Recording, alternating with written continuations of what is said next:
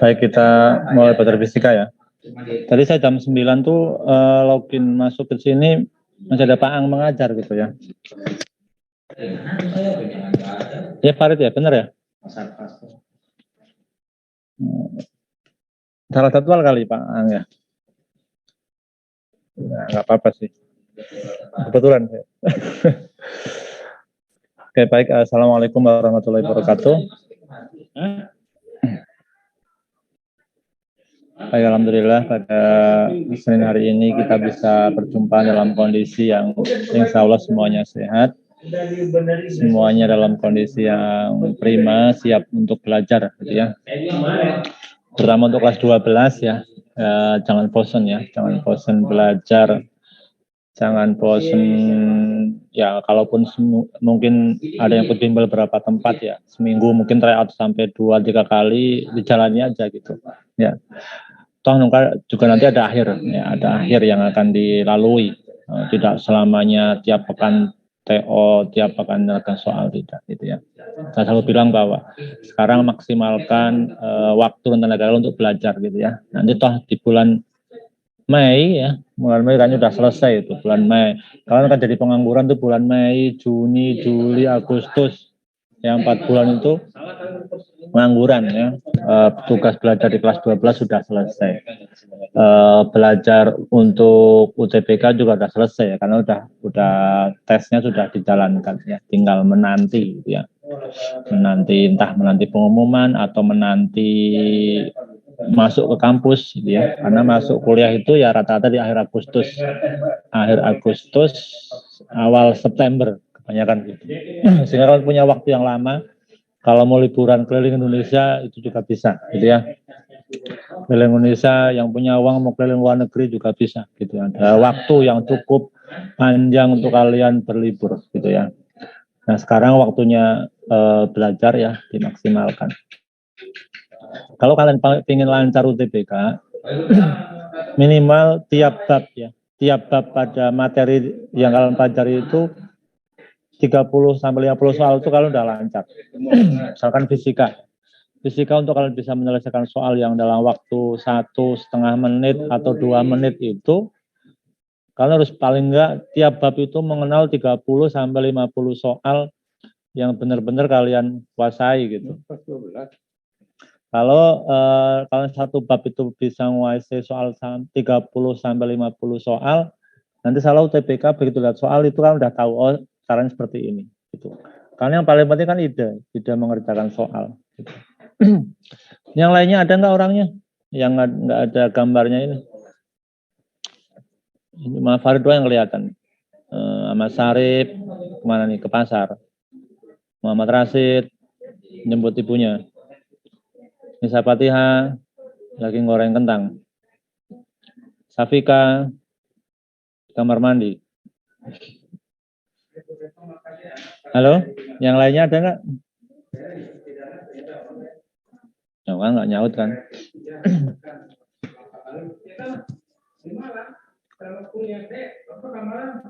Arifin, ada nggak nih? Munayang.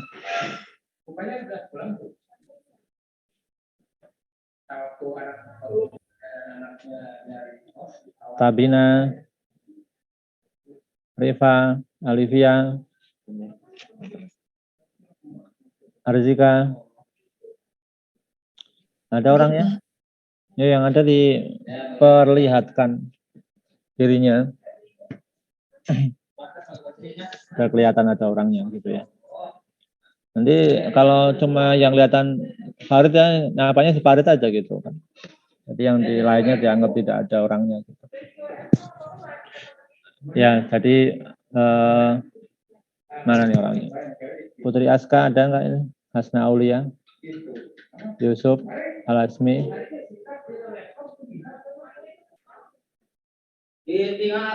Kumara.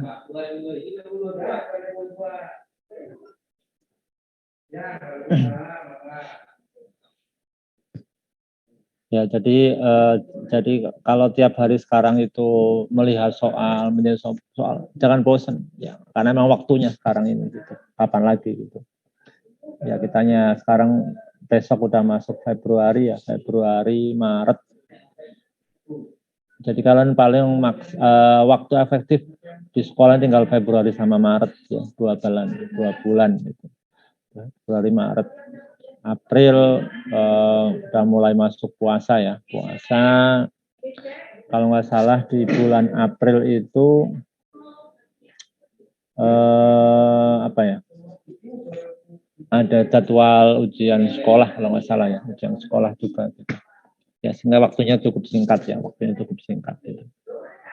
Nah tadi saya bilang untuk kalian bisa mengerjakan soal, entah itu matematika, fisika, kimia dalam waktu 1 menit, 1,5 menit, 2 menit itu, kalian paling enggak sudah mengenal soal itu per babnya itu sekitar 30 soal. Ya. Kalau kalian tiap bab itu sudah mengenal lancar 30 soal, paling enggak nanti ketemu variasi soal itu sudah cukup mengenal. Kalau kalian mengenal soal itu sudah mengenal, begitu kalian lihat soalnya itu tidak kaget. Sehingga ide untuk menyelesaikannya keluar, oh ini caranya seperti ini.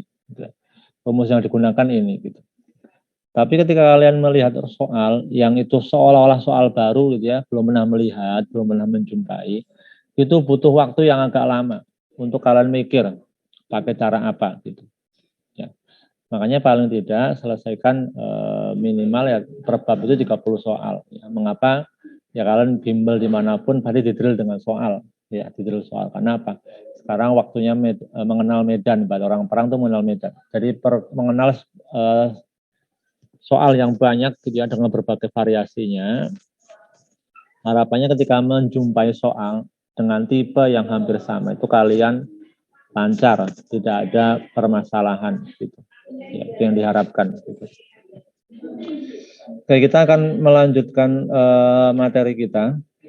Ya, ini ada orangnya, alhamdulillah nggak ada orangnya ya, biar ya, yang penting masih ada yang mendengarkan. Saya menyelesaikan tanggung jawab saya ini. Jadi materi kita fisika inti ya. Ini materi terakhir yang saya jelaskan. Karena setelah ini materinya saya beri dalam bentuk penugasan ya untuk teknologi digital dengan sumber daya energi gitu ya. Nah, atom dan radioaktivitas ini bukan hal yang baru tentunya ya, karena di kimia itu sudah banyak dibahas ya. Saya hanya mereview kembali, mungkin mengingatkan kembali ya. Ya, tentunya kita mulai dari tentang perkembangan teori atom ya. Ini juga di kimia sudah dipelajari ya, teori atom, Dalton, Rutherford dan lain sebagainya. Nah, ini dari perkembangan teori atom kita mengenal dari tahun ya lahirnya fisika inti. Ya. Nah, kalian mungkin mengenal di kimia juga sudah belajar tentang Becquerel ya, orang pertama yang menemukan radioaktivitas dalam uranium gitu. Kemudian dilanjutkan lagi dengan Rutherford misalkan menemukan adanya 3 tipe radiasi ya, ada sinar alfa, sinar beta, sinar gamma gitu. Kemudian Rutherford, Geiger, ini namanya Geiger-Müller ya, Geiger-Müller, Marsden itu membuat percobaan eksperimen hamburan ya, yang di sana kemudian memperoleh informasi tentang muatan inti ya. Kemudian Rutherford dengan coworkers ya itu mengamati reaksi inti untuk pertama kalinya ya.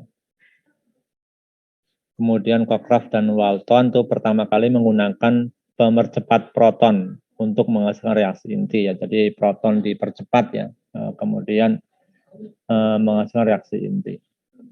Kemudian tahun 32 itu ditemukan neutron ya, neutron. Kemudian Marie Curie itu menemukan radioaktif buatan ya, yang menghasilkan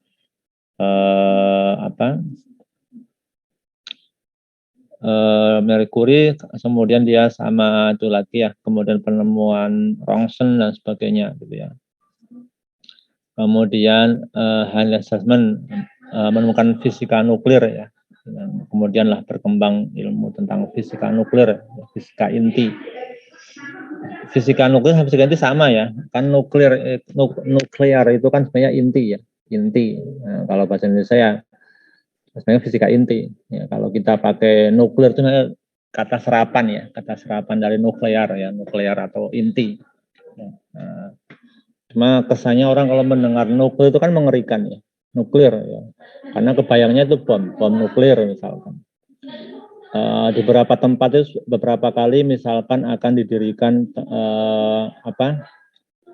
pembangkit listrik tenaga nuklir itu orang udah takut dulu, udah nolak duluan, takut nanti radiasi gitu. Karena kebayangnya begitu nuklir itu bom atom Hiroshima ya, dengan radiasinya begitu hebat, itu yang kebayang orang. Ya kalau kita misalnya pakai coba fisika inti gitu, misalkan mau membuat pembangkit listrik tenaga inti gitu, kan bayangannya tidak lebih seram dibanding tenaga nuklir, padahal sama, nuklir sama inti gitu ya. Kemudian tahun 42 itu Fermi ya, membuat reaktor visi inti yang pertama kali ya. Ini reaktor ya. Jadi reaktor itu reaksi fisi tapi dikendalikan ya. Maka nanti di sana ada batang kendali ya. Misalkan di Batan ya. Di Batan itu kan reaktor nuklir tapi itu terkendali. Beda kalau inti itu bereaksi sendiri gitu ya. Dia tidak terkendali. Maka kalau di reaktor itu dia dikendalikan. Maka bisa dibatasi, prosesnya juga tidak terus menerus gitu ya. Ya ini sedikit tentang sejarah perkembangan teori atom. Nanti kalian bisa lebih banyak baca lagi di internet, di buku, di YouTube, itu lebih lengkap lagi gitu ya. Tentunya lebih menarik kalau sambil dilihat di YouTube gitu ya dibanding saya ngomong gitu ya.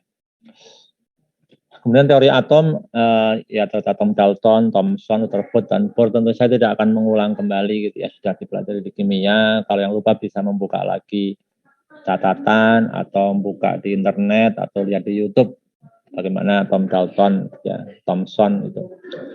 Kita kan belajar teori ini akan lebih menarik kalau kita juga belajar sejarah gitu ya, sejarah.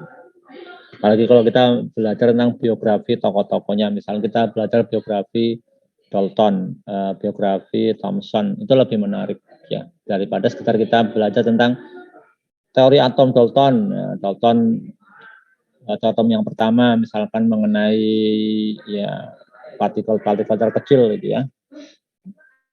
Nah kalau kalian membaca, coba nyari misalkan di YouTube ya tentang biografi Dalton ya, nanti kan lebih menarik tentang sejarahnya, kemudian bagaimana dia mengeluarkan teorinya gitu ya.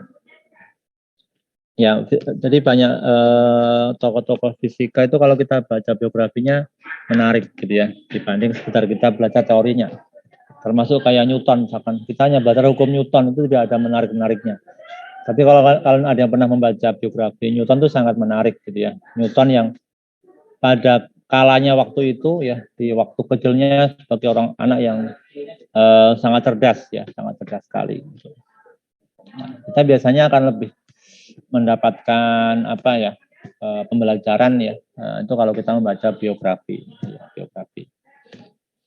Nah, kemudian ya ini juga mengulang ya karena nanti di kimia juga sudah tentang struktur inti ya.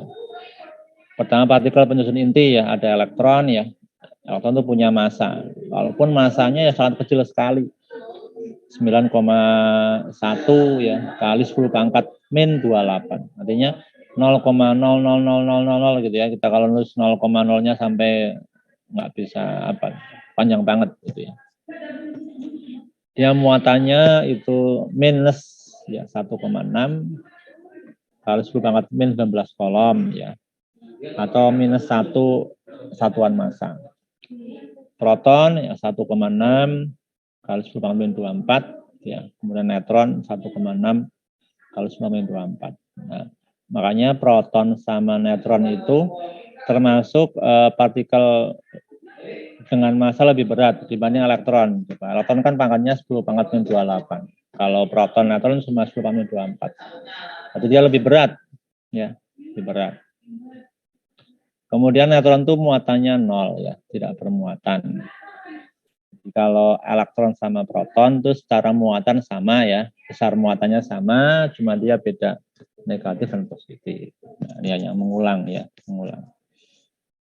Lambang unsur juga sama ya, ini di kimia juga pernah dipelajari. Nama unsur, kemudian ada jumlah proton dan jumlah neutron, ada jumlah neutronnya. Nah, ini juga di kimia sudah dipelajari bagaimana dari sebuah unsur dengan nomor massa sama nomor atomnya kita bisa mengetahui berapa jumlah neutron ya, berapa jumlah massa atomnya, gitu ya. Kita bisa mengetahui antara jumlah proton dengan jumlah neutronnya ya. Jadi sini A itu sebagai nomor massa ya, nomor massa, kemudian Z-nya itu sebagai nomor atom ya. Nomor atom itu menyatakan jumlah proton dalam inti ya. Pada atom netral jumlah proton sama dengan jumlah proton ya. Kemudian nomor massa A itu menyatakan jumlah nukleon dalam inti atau terdiri atas jumlah proton dan neutron. Ya. Nah ini sama, mengingat kembali di kimia juga sudah dibahas ini.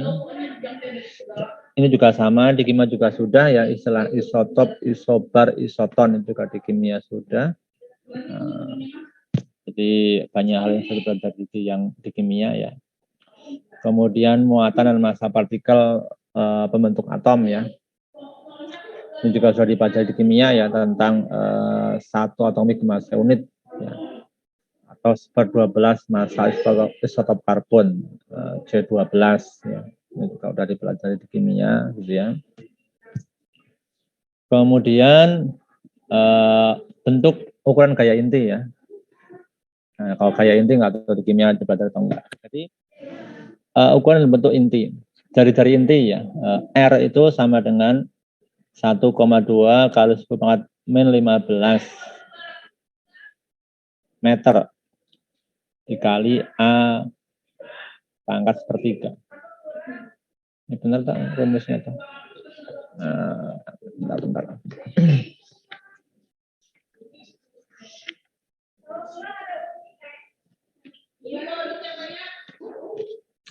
Ini jari. Ya, ini benar A pangkat sepertiga ya. Biasanya rumus ini juga disebut sebagai R sama dengan R0 kali A pangkat sepertiga gitu ya. R itu jari-jari inti atom suatu unsur ya. Kemudian 1,2 kali 10⁻⁻15 meter itu tuh konstanta ya, atau disebut juga R0.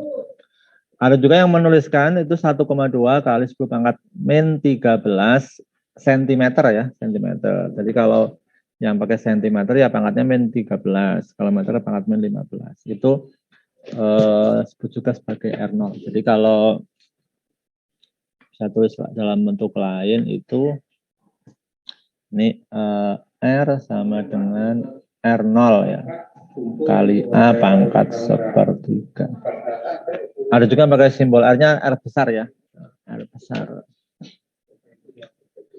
Apa yang dimaksud dengan gaya inti ya? Gaya inti itu yang membuat inti tetap stabil ya, karena adanya gaya inti kuat atau gaya nuklir kuat ya.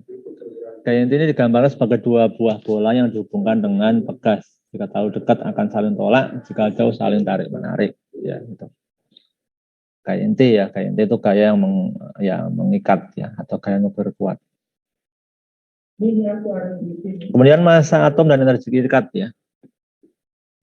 Saya nggak tahu di kimia belajarnya atau enggak, saya udah agak lupa ya, Yang pertama apa yang dimaksud dengan defek massa ya, atau energi ikat inti. Massa sebuah inti stabil harus lebih kecil daripada gabungan massa nukleon pembentuknya ya. Nah, jadi nanti selisih massa antara nukleon pembentuk inti dengan massa inti stabilnya itu disebut sebagai defek massa. Jadi nanti misalkan ini helium ya. helium ditambah energi ikat itu dapat terbentuk hidrogen ya, hidrogen. Nah, nanti antara nukleon pembentuk inti dengan massa inti stabilnya itu nanti ada istilah defek massa, selisihnya defek massa. Misalkan ini inti HI-nya ini 4, masanya 4,0026. Ya, ini 4,033. Nanti selisih massa ini disebut sebagai defek massa, ya, defek massa.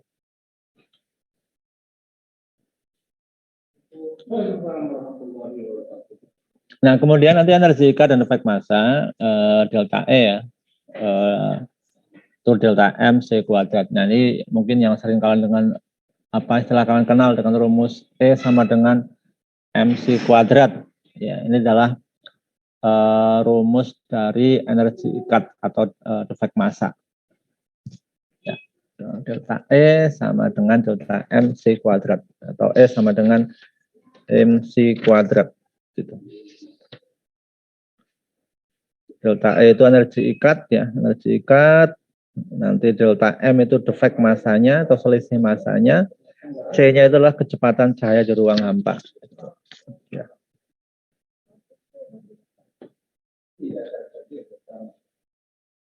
Nah, nanti untuk menghitung defek massa ini kita pakai rumus ini ya. Delta M sama dengan Z dikali MP ditambah N dikali massa N dikurangi massa inti.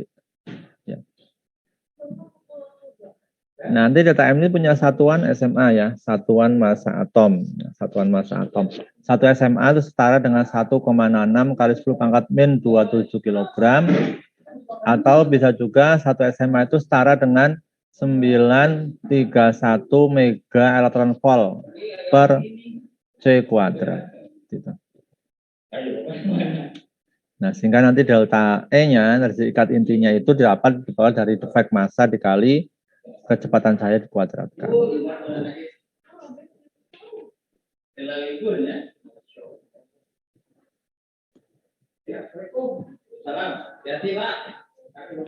Sampai sini ada pertanyaan?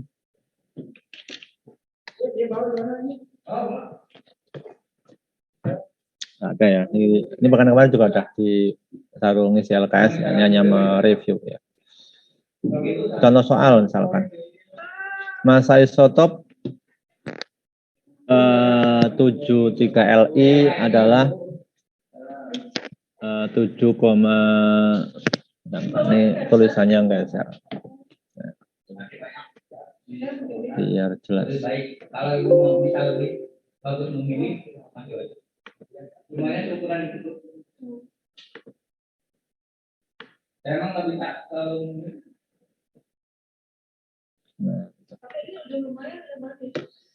ya, jadi massa isotop Li adalah 7,018. Hitung energi hitung defek massa energi ikat dan energi ikat per nukleon. Ketahui massa hanya 1,8 SMA, massa neutronnya 1,09 SMA dan 1 SMA itu setara dengan 931 megaton volt. Nah, kita pertama hitung defek massanya. Z kali MP ditambah N kali Mn dikurangi massa inti. Nah, ini Z-nya 3 ya. Massa protonnya itu 1,008 ditambah 4 kali ini neutronnya ya. 4 kali massa neutronnya 1,09 dikurangi massa intinya ya 7,018. Ini dapat selisih massanya itu 0,042 SMA. Nah, dari sini kita bisa menghitung energi ikat intinya delta E sama delta M C kuadrat. Delta M-nya 0,042 dikali 931 mega elektron volt. Nah, dapat 39,102 megaton volt. Nah, untuk menghitung energi ikat per nukleon tinggal delta E dibagi A ya.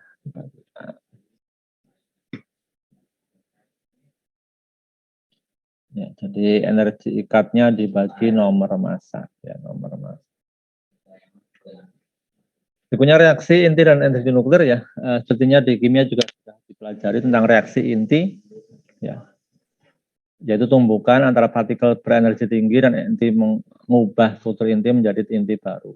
Jadi ada sebuah tumbukan partikel yang berenergi tinggi dan inti, ya, partikel dengan inti, kemudian mengubah struktur inti menjadi inti baru yang berbeda dengan inti semula.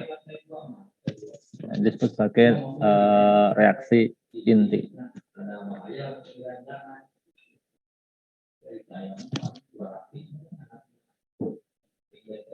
Jadi kalau reaksi inti itu nanti partikel dan inti itu akan terbentuk inti baru, ya. Jadi ada inti baru. Ya, contoh He dengan N, ya, terbentuknya O dengan H. Ini Be dengan He terbentuknya C dengan N. Reaksi inti. Nah, perhitungan energi pada reaksi inti, misalkan Q adalah energi reaksi. Ya. Hukum energi menyatakan bahwa energi sebelum reaksi itu akan sama dengan energi sudah reaksi. Ya. Nah, nanti Q-nya energinya, energi reaksi ya dapat kita hitung dengan cara MA ditambah MX, ya, dikurangi MY plus MP dikali 931 megapaskal. Ya. Nah, nanti kalau didapatkan Q-nya itu lebih besar 0, ya, alias positif, ya, maka dikatakan reaksi eksotermik, yaitu energi reaksi yang membebaskan energi atau melepas energi. Kalau Q-nya kurang dari 0 atau negatif, maka berarti reaksinya itu endotermik atau menyerap energi. Gitu.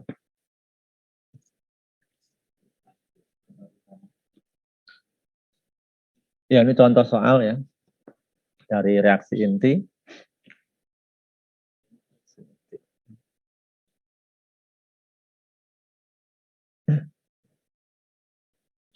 Selanjutnya,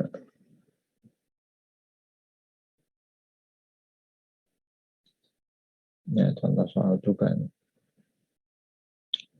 Nanti bisa dilihat, ya. Nah, sekarang reaksi fisik.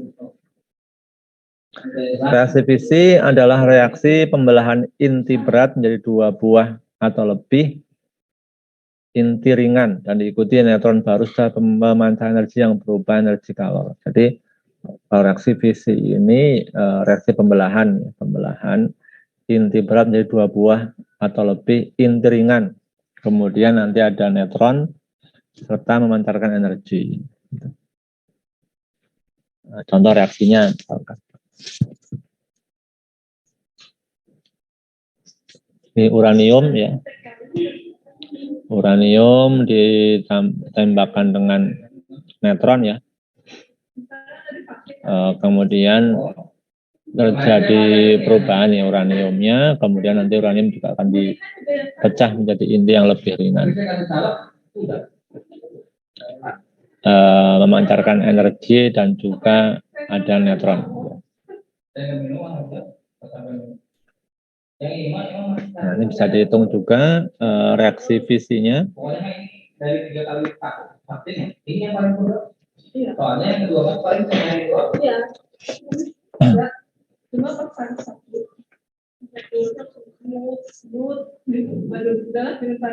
Massa reaktan, ya. Kita hitung massa reaktannya ini. Massa H ditambah massa litiumnya, Li. Kemudian massa produknya 2 kali massa He, ya. Nanti akan dapat selisih massa delta M-nya atau defect massanya. Kalau dapat delta M-nya, baru kita menghitung reaksi fisinya. Ya. Q sama dengan delta M dikali 9,931 mega elektron volt. Nah, ini dapat hasilnya. Ini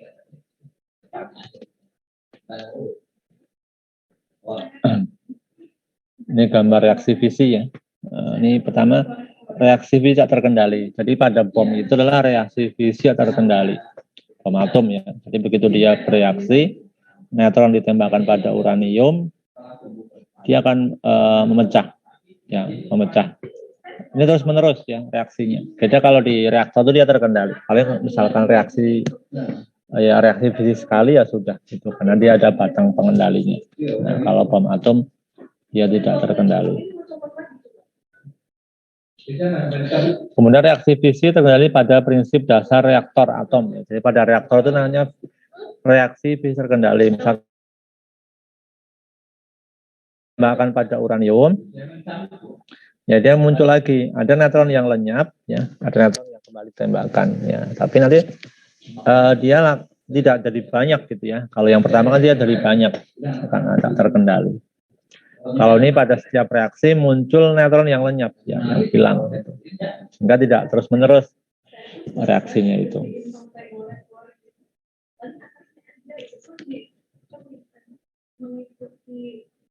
Ini syarat terjadi reaksi fusi, reaksi penggabungan inti ya. Tadi reaksi fisi, sekarang reaksi fusi.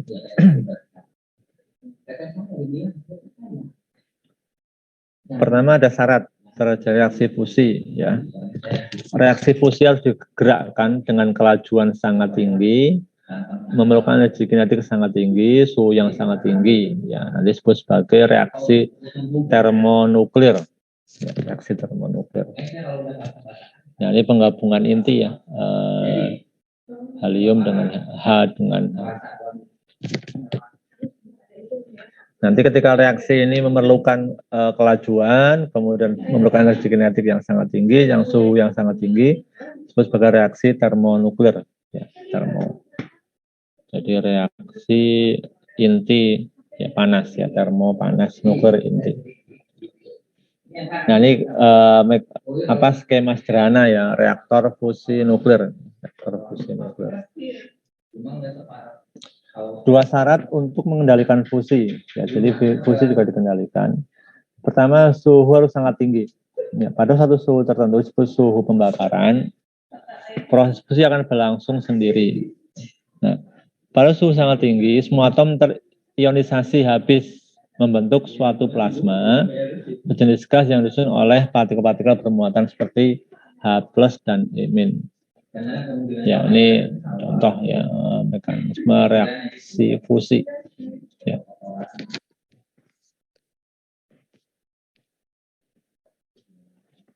Yang D radioaktivitas. Ini juga di kimia sudah ya, radioaktivitas. Ada gejala fluoresen ya. Yaitu gejala memancarkan cahaya yang berbeda ketika menerima cahaya di luar atau menerima tembakan dari aliran partikel. Jadi beberapa batuan itu bisa timbul fluoresens. Ada lagi fosforesen, yaitu gejala suatu benda dapat memancarkan cahaya beberapa selang waktu setelah benda itu menerima cahaya dari luar ya. Misalkan fosforesen ini kalau biasanya di jam tangan ya. Nah, kalau punya jam itu, kalau kita sinari, kemudian sinar kita matikan, dia akan ada efek nyala gitu ya, adalah gejala fosforesen. Kemudian pemancaran sinar tembus, ya, sinar radioaktif secara spontan oleh inti-inti stabil, misalnya inti uranium dinamakan radioaktivitas. Ya, jadi radioaktivitas juga bisa memberikan sinar tembus. Ya. Sinar tembus dia bisa menembus kertas, bisa menembus kayu, ya, menembus dinding bahkan gitu ya, menembus badan orang gitu. Kita dari sinar alfa yang pertama ya, sinar alfa termasuk sinar radioaktif ya. Jadi atas inti helium ya, permuatan listrik positif. Kemudian sinarnya akan dibelokkan oleh medan magnet maupun medan listrik. Jadi kalau sinar alfa ini lewat medan magnet maupun listrik, dia akan membelok. Dia tembusnya kecil, tapi dia ionisasinya sangat besar. Jadi ya tembusnya kecil, kertasnya nggak nembus kayaknya. Nah, bila satu atom memancarkan sinar alfa, maka nomor atom berkurang 2. Ya, misalkan ini X ya, awalnya A sama Z ya. Misalkan dia memancarkan alfa helium 42, maka nanti nomor atomnya berkurang 2, nomor masanya berkurang 4 ya. Nah, ini juga di kimia sudah biasa kan seperti ini menyetarakan. Yang dua sinar beta ya, dia terdiri atas elektron ya, minus bermuatan listrik negatif, kemudian dia membelok oleh medan magnet maupun medan listrik ya, karena dia bermuatan listrik berarti kalau kena medan listrik dia membelok gitu. Kemudian dia tembusnya lebih besar dari sinar alfa, tapi dia daya ionisasinya lebih rendah dari sinar alfa. Ini juga sama, kalau atom memancarkan sinar beta, maka nanti nomor atomnya bertambah 1 dan nomor masanya tetap. Yang ketiga sinar gamma, ya merupakan gelombang elektromagnetik. Nah, gamma tidak bermuatan listrik, ya, sehingga tidak dibelokkan oleh medan magnet maupun medan listrik. Daya tembusnya paling besar ya, tapi daya ionisasinya paling lemah. Nah, kalau atom itu memancarkan sinar gamma, maka nomor atom dan nomor masanya tetap ya, tidak berubah karena gamma tidak bermuatan. Ini contoh gambar daya tembusnya ya, antara alfa, beta, gamma. Jadi gamma itu paling kuat ya, paling kuat. Kemudian pembelokan alfa dan beta itu membelok ya, karena muatan listrik. Kalau gamma dia lurus gitu.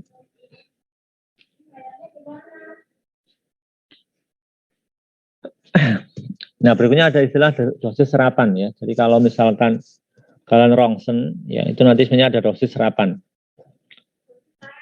Dosis serapan atau radiation absorbed dose itu didefinisikan sebagai banyaknya energi radiasi pengion yang diserap oleh materi persatuan massa.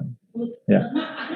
Jadi kalau misalkan kita kena radiasi ya, dulu waktu mungkin berapa tahun yang lalu ya, pas reaktor nuklir Jepang itu kena gempa ya, itu terjadi kebocoran ya, nuklir ya, karena radiasinya cepat keluar. Nah itu banyak orang yang dari Jepang itu dicek radiasinya ya, nanti berapa radian ya, ini bukan radian di sini ya, bukan rad seperti halnya satuan gerak memutar ya atau gerak melingkar, tapi di sini rad ya, 1 rad itu sama dengan 10⁻², Joule per kilogram ya.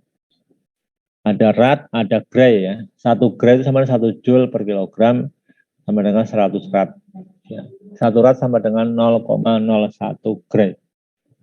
Nah, ini satuan dosis serapan.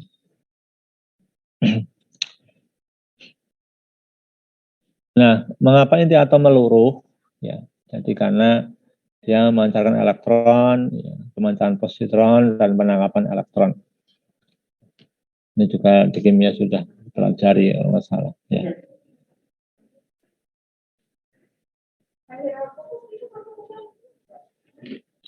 Peluruhan ya, peristiwa pemancaran sinar radioaktif oleh zat radioaktif. Nah, di kimia juga sudah pernah belajar ya tentang peluruhan ini. Ada istilah laju peluruhan radioaktif ya. A sama dengan lambda kali N ya. Atau nanti hukum peluruhan itu yang cukup familiar ya, N sama dengan N0 dikali E pangkat lambda kali T.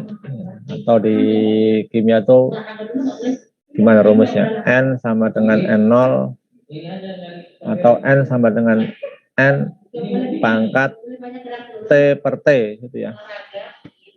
Rumus ini peluruhan ya.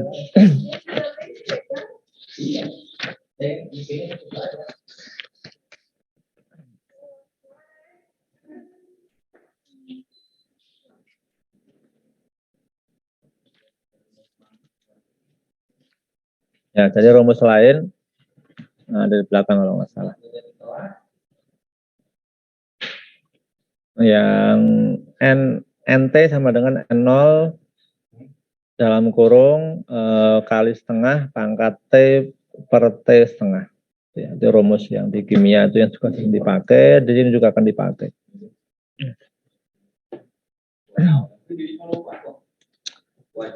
Ini aktivitas radiatif.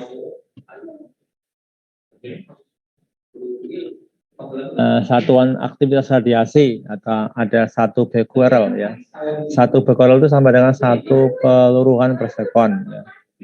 Ada 1 Curie, Marie Curie, 1 Curie itu sama dengan 3,7 kali 10 pangkat 10 peluruhan per sekon, sama dengan 3,7 kali 10 pangkat 10 becquerel.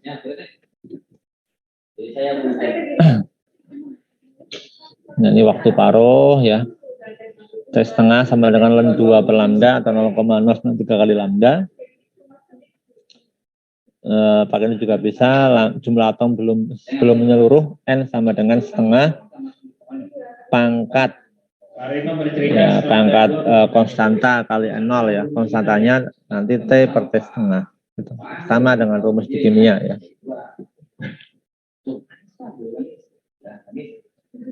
Oke, sampai sini dulu, ada pertanyaan? Nah, saya minum dulu.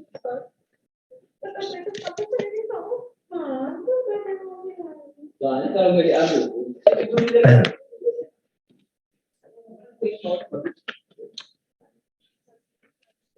Ya kalau ada lagi saya ambil buat.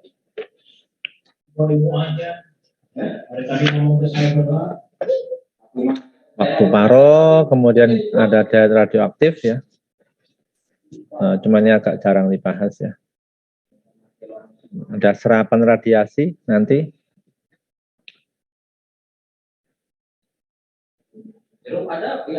Jadi untuk memperlemah radioaktif ya, itu nanti dikasih medium. Misalkan kalau di rumah sakit itu di bagian radioaktif ya, biasanya pintunya dilapisi sama timbal ya. Timbal, karena timbal cukup efektif menangkal ya, atau menyerap radiasi. Atau biasanya baju-baju medis itu pakai apron ya. Apron itu berat karena di dalamnya juga pakai timbal, ya, pakai timbal. Nah, nanti kita bisa menghitung berapa minimum ketebalan baju timbal ya agar dapat melemahkan atau menyerap radiasi foton sinar X. Ya, jadi kalau misalkan ada yang menjadi tugas di rumah sakit kerja bagian rongsen gitu ya, maka dia harus pakai apron ya, baju timbal biar radiasinya tidak masuk ke tubuh ya, karena udah diserap oleh timbal. Jadi timbal itu sangat susah ditembus oleh radioaktif gitu dibanding partikel lainnya. Mungkin 1 senti timbal itu kalau dibandingkan dengan beton itu 40 cm tebelnya gitu ya. Maka di rumah sakit itu bagian radioaktif biasanya aturannya adalah 40 cm ketebalan ini ya, temboknya itu. Nah, kita bisa menghitung ini untuk pelemahan intensitasnya I sama dengan I0 dikali E pangkat min mu dikali X ya. Mu adalah parameter yang disebut koefisien pelemahan medium. Nanti X-nya itu kalau nggak salah ketebalannya gitu ya.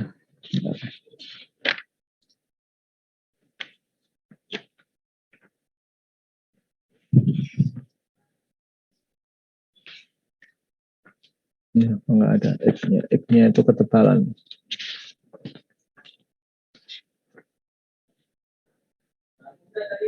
Ya, X itu tebal kepingnya ya, tebal keping dari bahan tersebut gitu.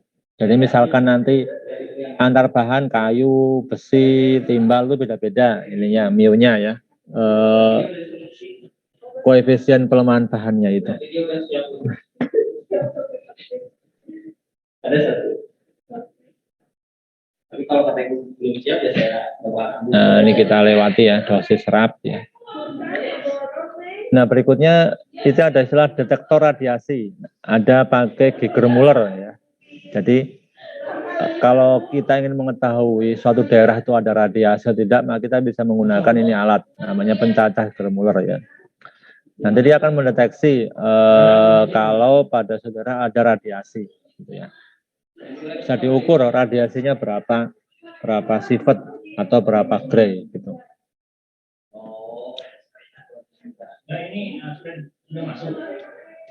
Kemudian ada lagi alat yang digunakan namanya kamar kabut ya, kamar kabut.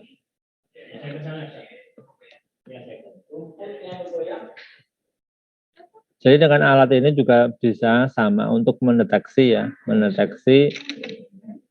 adanya radioaktif ya, biasanya atau apa? Misalkan di dalam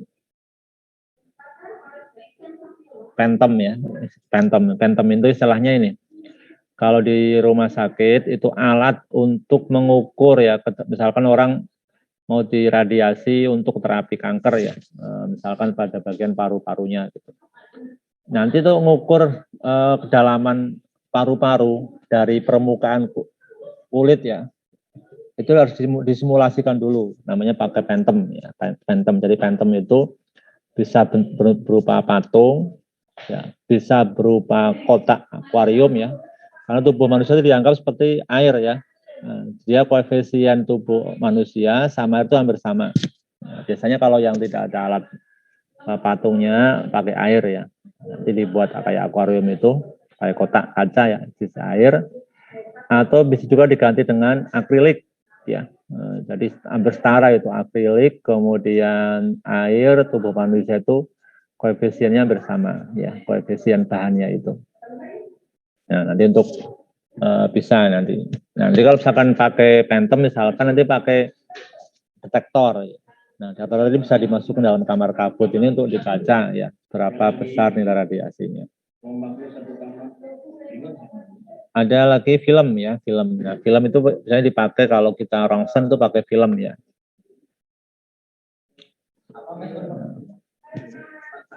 Nah, ini ada beberapa rangkuman alat ya. Ya, film itu kan mungkin zaman sekarang udah nggak zaman model film ya. Kalau zaman orang tua kalian dulu kan foto itu menggunakan film ya. Nah, film itu kan dia bisa menghitam itu karena sinar matahari misalkan. Nah, kalau ini nanti kena radiasi juga sama, jangan menghitam. Nanti akan ketahuan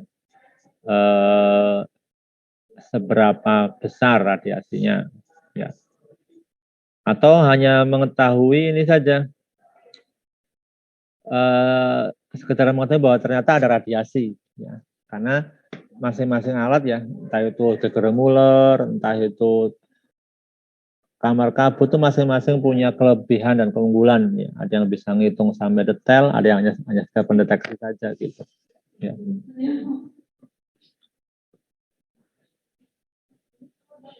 Nah, ini bahaya radiasi ya. Jadi untuk apa kita baca radiasi ini? Selain kita tahu manfaatnya, kita tahu bahayanya. Nah, untuk manfaatnya sendiri kan kita secara personal tidak dapat menggunakan ya. Sekali lagi bahwa yang bisa melakukan misalkan rekayasa genetik ya, itu hanya di laboratorium ya. Misalkan di Batan itu bisa mereka misalkan menggunakan untuk mengubah sifat genetik pada tanaman misalkan. Atau yang lainnya. Nah, kita secara personal tidak dapat menggunakan ya. Tapi kita harus tahu bahayanya ya. Mungkin kalian pernah baca sampul rongsen itu ya, misalkan tertulis jarak minimal rongsen berikutnya adalah 3 bulan misalkan. Jadi kita nggak boleh setiap hari rongsen gitu ya, karena itu nanti banyak radiasi yang masuk ke tubuh kita ya kalau kita sering rongsen. Nah, ini ada sumber radiasi ya. Ada yang terjadi secara alami ya.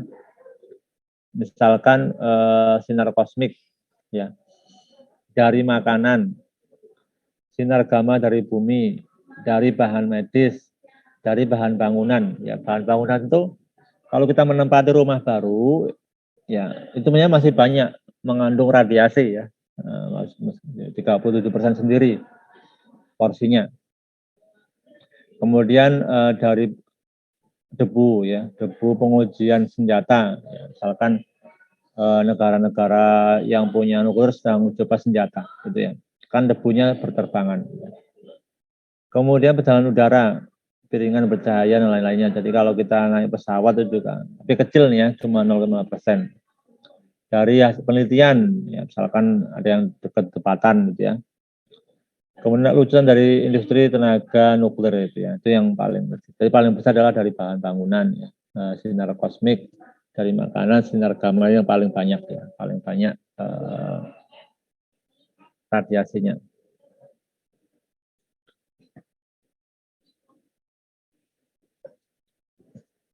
Nah, ini kita baca di sebelah kirinya ya. Banyak batuan mengandung uranium ya.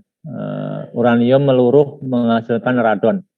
Di Amerika Serikat diperkirakan angka kematian itu 5.000 sampai 20.000 dari 40.000 kasus kanker paru-paru setiap tahun akibat polusi radon ya. Jadi polusi radon ya, kita nggak tahu ya dari udara yang kita hirup itu apakah ada kandungan radonnya meskipun kecil gitu ya.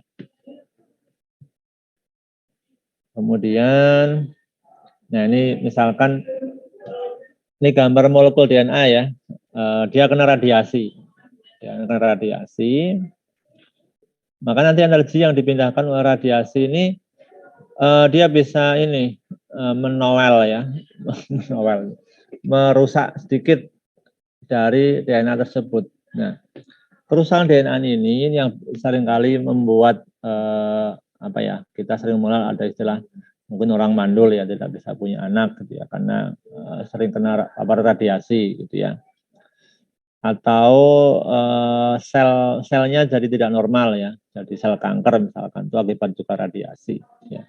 Jadi radiasi efeknya sangat banyak, efek negatifnya banyak ya, ya penyakit ya, tadi bisa menyebabkan kemandulan, bisa mengubah genetik ya sel gitu ya, karena terkena radiasi. Karena radiasi itu kan sebenarnya dia apa ya, kayak partikel nembus ke badan kita gitu ya. Nah ini dosis radiasi ya. Nah, efek biologis berapa dosis serapan ekivalen radiasi pada manusia. 0,1 sifat itu tidak ada efek ya. 0,1 sampai 2 itu bisa mengarah ke kanker. 2 sampai 10 bisa radiasi akut. Dari 10 itu menyebabkan kematian ya. Ini dosis serapan yang berkaitan dengan efek biologis, yaitu dosis serapan ekivalen yang dinama lambang H ya, satuannya sifat ya, satuan radiasi sifat. Nah ini banyak besaran yang baru ya, di sini ada sifat, ada Gray gitu ya. Berikutnya proteksi radiasi ya. Kita jam berapa ini? Saya sampai jam 10.45 ya. Nah, seorang radiografer yang mengoperasi sinar X ya, jadi untuk melindungi dirinya maka dia butuh namanya proteksi radiasi ya, radiasi. Bisa menggunakan baju atau dia bisa melakukan di balik kaca ya, kaca timbal. Ini paling amal itu timbal ya. Nah, ini presentasi terakhir ya, sudah habis.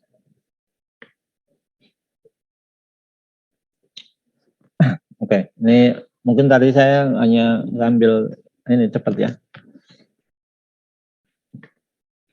Jadi kalau mau yang ditanyakan disilakan terkait fisika inti ya, nanti silakan sambil dibaca. Ini materinya cukup banyak, cuma lebih banyak ke pengulangan ya, pengulangan di kimia. Kemudian kalau di SNMPTN ya ini termasuk materi yang tidak selalu sering keluar ya, meskipun ada juga 1-2 kali keluar, tapi agak jarang ya.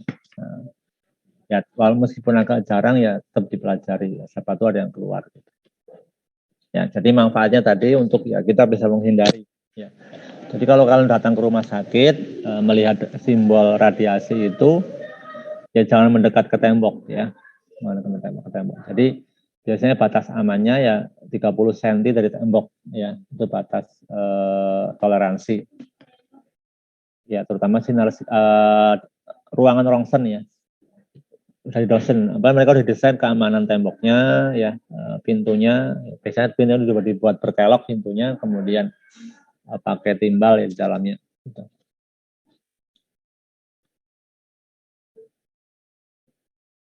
Nah, sebenarnya kayak matahari juga ada radiasinya ya, matahari itu juga menghasilkan radiasi. Ya, cuma ya masih batas normal gitu. Nah, kalau nanti kalian ada yang misalkan bekerja di instalasi radiasi, biasanya nanti ada alat ya, seperti ballpoint gitu ya. Di ballpoint nanti disaku ya. Kalau disaku, dia akan nanti akan kebaca ya, akan kebaca berapa radiasi yang di tubuh kita, yang sudah keserap tubuh kita. Nah, biasanya kalau di situ yang udah tinggi suruh istirahat ya, suruh istirahat di rumah, banyak makan buah itu cepat bisa memulihkan gitu. Silakan ada yang tanyakan.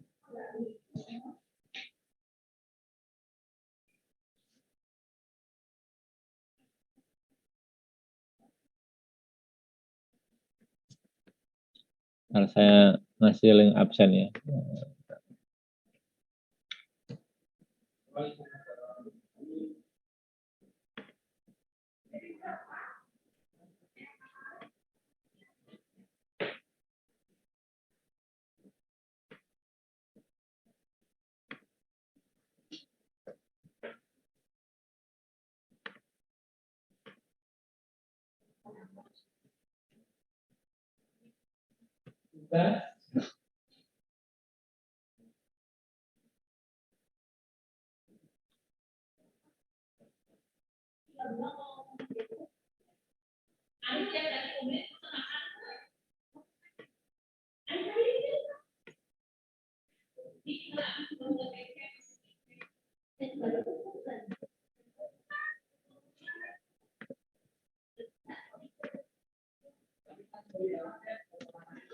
Itu link absennya di chat ya, silakan diisi untuk absen hari ini.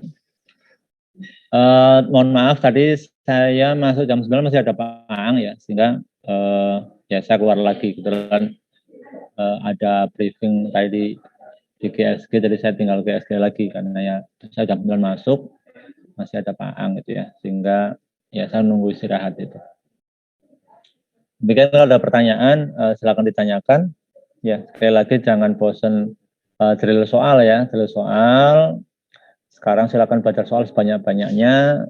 Sesekali juga makanya beberapa kita ada banyak agenda tryout ya. Mungkin dari sekolah itu di bimbel ada 2 kali rencananya ya. Kemudian yang di BI komputer ada 3 kali ya, sekitar 5 kali itu nanti tryout dengan NF gitu ya. Itu adalah sebagai apa? Untuk kita ngukur ya, ngukur ngetes kemampuan kita. Nanti begitu keluar skornya kan kita bisa tahu, oh saya ternyata kurang sekian gitu ya. Misalkan yang nanti kan dari hasil tryout itu kan keluar ya, misalkan untuk jurusan yang kita minati itu kita masih butuh berapa skor lagi kalau yang kurang gitu ya. Misalkan butuh 5 soal lagi ya, harus benar atau berapa gitu ya. Maka semakin banyak tryout, semakin banyak kita punya ini ukuran ya untuk seberapa jauh kita sudah belajar gitu. Ya, perbanyak soal ya, yang suka main ya dikurangi gitu ya. Ya, semua kembali kepada kalian gitu ya. Kalau berhasil ya untuk kalian, gagal ya untuk kalian gitu ya. Jadi semua untuk kalian sama orang tua kalian gitu ya. Kita sebagai guru hanya ya biasa udah, karena tiap tahun kan siswanya tiap tahun ada yang keluar ya, artinya kita sebagai guru yang mendoakan support ya, akan tapi semua kembali ke siswa bukan ke guru gitu ya. Artinya kalau saya siswa itu mau belajar alhamdulillah, nggak mau belajar ya nggak apa-apa gitu ya, menjadi sebuah pilihan ya, karena sudah orang dewasa ya, anak kelas 12 itu kan udah sebentar lagi menjadi beralih ke dewasa, karena kalian di bulan September itu sudah menjadi mahasiswa ya, bukan lagi siswa tapi mahasiswa gitu ya, mahasiswa. Jadi kalau mahasiswa itu udah sama dosen tidak lagi dipanggil anak-anak gitu ya, mau dosen sama manggil ya mas gitu ya. Itu kerjain gitu ya, atau apalah, atau saudara gitu ya. Misalkan ya saudara Farid silakan presentasi ke depan gitu ya. Jadi tidak lagi dipanggil anak-anak ya, karena sudah mahasiswa. Nah, ini dari tahun peralihan ya, karena nanti tahun ini juga kalian di semester kedua sudah menjadi mahasiswa. Dari sekarang ya belajar ya mandiri gitu ya. Nah, meskipun kalian belum tahu nanti apakah begitu kalian kuliah itu sudah PTM ya, karena kelas kalian udah ada yang sudah hampir 2 tahun belum pernah lihat kampusnya gitu ya, karena online gitu ya. Saya nanya beberapa kemarin juga ada alumni ke sini tanya udah masuk kampus belum pernah gitu ya, padahal udah mau masuk semester 3 atau semester 4 gitu ya, semenjak lulusan itu ya, itu bagian dari apa ya kondisi yang harus dijalani gitu ya. Ya sama kalau kalian sekarang ini masih di rumah ya bersyukur aja gitu ya. Jadi apapun yang kita dapat syukuri. Jadi dengan kalian di rumah ya syukuri punya banyak waktu lebih luang untuk banyak mengerjakan soal gitu ya. Nah, kan kalau di asrama mungkin di sini dengan banyak ketentuan ya di sekolah, di asrama, ya, sehingga waktu untuk pribadinya berkurang. Ya masing-masing ada kelebihan dan kekurangannya tentunya gitu ya. Ya makanya ya dinikmati apa yang bisa kita lakukan gitu. Baik, Pak, terima kasih atas perhatiannya. Saya kira assalamualaikum warahmatullahi wabarakatuh. Waalaikumsalam. Oh ya, sebelum Dila tutup informasi, nanti pekan depan kita ulangan yang bab ini ya, fisika kuantum ya, fisika kuantum. Ini karena inti sudah selesai, nanti pekan depan insya Allah kita ulangan yang fisika kuantum ya. Oke, begitu. Terima kasih.